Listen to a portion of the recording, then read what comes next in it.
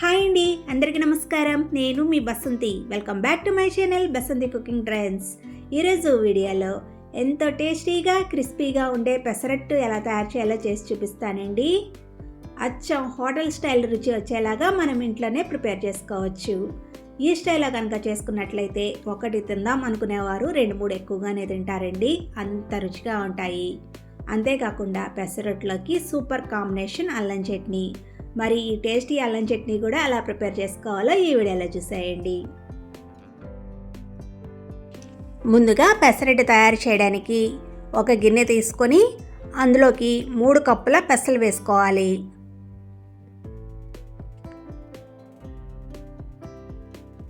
ఇప్పుడు అందులో వాటర్ పోసుకొని 2-3 సార్లు బాగా కడిగిన తర్వాత మళ్ళీ వాటర్ పోసుకొని 5-6 గంటల పాటు నానబెట్టుకోవాలి. మనం ఏ కప్పుతో అయితే పెసలు తీసుకున్నామో అదే కప్పుతో 1 కప్పు బియ్యం వేసుకోవాలండి.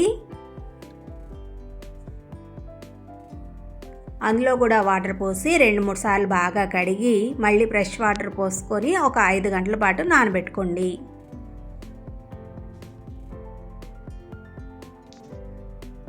ఐదు గంటలైన తర్వాత చూపిస్తున్నాను చూడండి. 2 కూడా చక్కగా నానిపోయాయి. ఇప్పుడు ఇందులోని వాటర్ వంపేసుకొని మరొకసారి బాగా కడిగిన తర్వాత ఒక మిక్సీ జార్ తీసుకొని అందులోకి కడిగి నానబెట్టుకున్న పెసలు బియ్యం వేసుకోవాలండి. మొత్తం ఒకేసారి కాకుండా 2-3 సార్లుగా గ్రైండ్ చేసుకోవాలి. నెక్స్ట్ అందులో 1 ఇంచ్ అల్లం ముక్క, 4-5 పచ్చిమిరపకాయలు, 1 రెమ్మ కరివేపాకు వేసుకోవాలి. అందులోనే 1 స్పూన్ జీలకర్ర, రుచికి సరిపడినంత ఉప్పు వేసుకోవాలండి. ఇప్పుడు తగినన్ని వాటర్ పోసుకుంటూ మెత్తగా గ్రైండ్ చేసుకోవాలి. ఇలా గ్రైండ్ చేసుకున్న తర్వాత పిండి మొత్తాన్ని ఒక గిన్నెలోకి తీసుకోండి.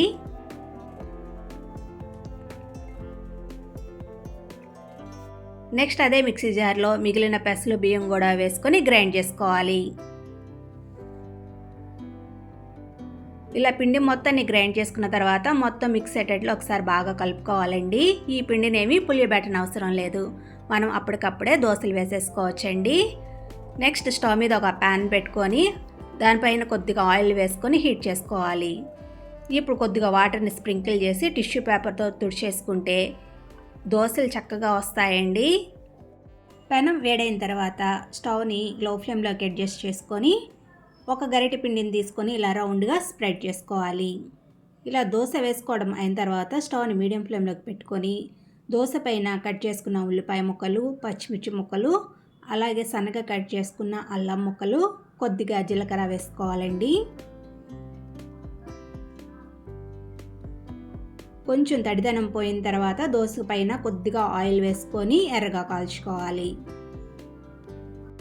ఇలా ఎర్రగా ఫ్రై చేసుకున్న తర్వాత ఫోల్డ్ చేసుకొని ఒక ప్లేట్లోకి తీసుకొని కొబ్బరి చట్నీతో కానీ అల్లం చట్నీతో కానీ సర్వ్ చేసుకోండి. అంతేనండి, ఎంతో టేస్టీగా క్రిస్పీగా ఉండే పెసరట్టు తయారు చేయడం. ఈ స్టైల్లో మీరు కూడా ట్రై చేసి చూడండి, చాలా బాగుంటుంది. నెక్స్ట్ హోటల్స్లో టిఫిన్స్లో వేసుకునే అల్లం చట్నీని తయారు చేయడానికి స్టవ్ మీద ఒక ప్యాన్ పెట్టుకొని అందులోకి 1 టేబుల్ స్పూన్ ఆయిల్ వేసుకొని వేడి చేసుకోవాలి. ఆయిల్ వేడైన తర్వాత అందులో 1 టేబుల్ స్పూన్ పచ్చిశనగపప్పు, 1 టేబుల్ స్పూన్ మినపగుళ్ళు, 1/2 స్పూన్ మెంతులు వేసుకొని వేయించుకోండి. స్టవ్ని లో ఫ్లేమ్లో పెట్టుకొని వీటిని దోరగా వేయించుకున్న తర్వాత 1 స్పూన్ ధనియాలు, 1 స్పూన్ జీలకర్ర వేసుకొని వేయించుకోవాలి.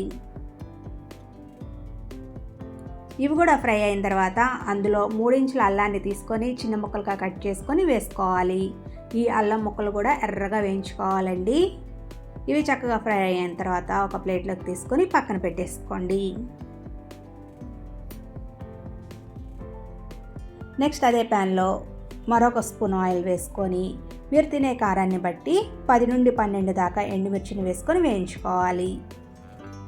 ఎండుమిరపకాయలు కూడా వేగిన తర్వాత స్టవ్ ఆఫ్ చేసేసుకోండి. తర్వాత చిన్న నిమ్మకాయ సైజు అంతా చింతపండుని తీసుకొని వేడి నీళ్లు పోసి నానబెట్టుకోవాలి. ఇప్పుడు ఒక మిక్సీ జార్లోకి చల్లారిన పప్పు దినుసులు, అల్లం ముక్కలు, అలాగే వేయించుకున్న ఎండుమిర్చి వేసుకోవాలి.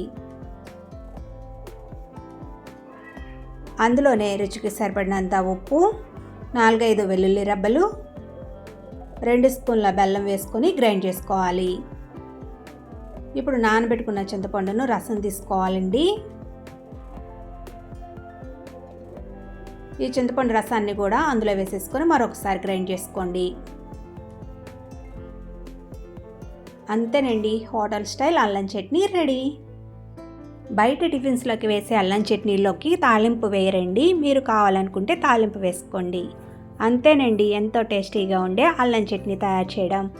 మరి ఈ పెసరట్టు అల్లం చట్నీ కాంబినేషన్ మీకు నచ్చినట్లయితే తప్పకుండా ట్రై చేసి చూడండి. Okay friends, thank you for watching this video. Will meet again in our next video. Stay tuned to Basanti cooking trends.